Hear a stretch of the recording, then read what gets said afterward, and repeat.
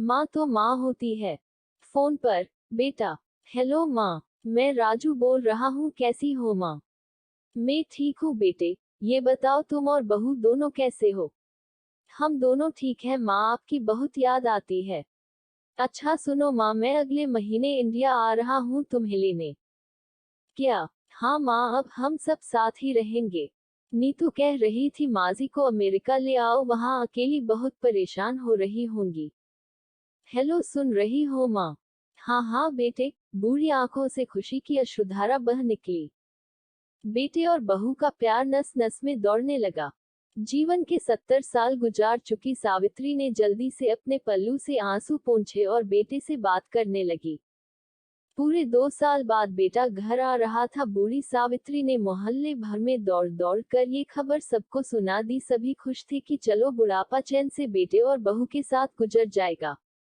राजू अकेला आया था। उसने कहा कि माँ, हमें जल्दी ही वापस जाना है, इसलिए जो भी रुपया पैसा किसी से लेना है वो लेकर रख लो, और तब तक मैं किसी प्रॉपर्टी डीलर से मकान की बात करता हूँ।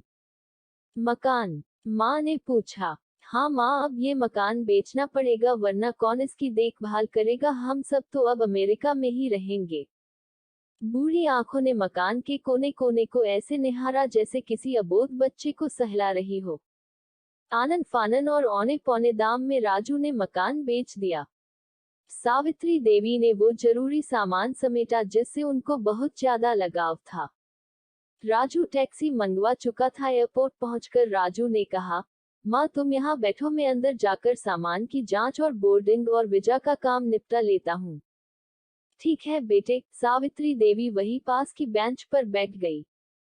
काफी समय बीत चुका था। बाहर बैठी सावित्री देवी बार बार उस दरवाजे की तरफ देख रही थी जिसमें राजू गया था, लेकिन अभी तक बाहर नहीं आया। शायद अंदर बहुत भीड़ होगी सोचकर बूढ़ी आंखें फिर से टकटकी लगाए देखने लगती।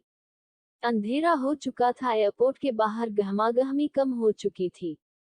माँ जी, किससे मिलना है? एक कर्मचारी ने वृद्धा से पूछा। मेरा बेटा अंदर गया था टिकट लेने, वो मुझे अमेरिका लेकर जा रहा है, सावित्री देवी ने घबराकर कहा। लेकिन अंदर तो कोई पैसेंजर नहीं है, अमेरिका जाने वाली फ्लाइट तो दोपहर में ही चली गई। क्या नाम था आपके बेटे का?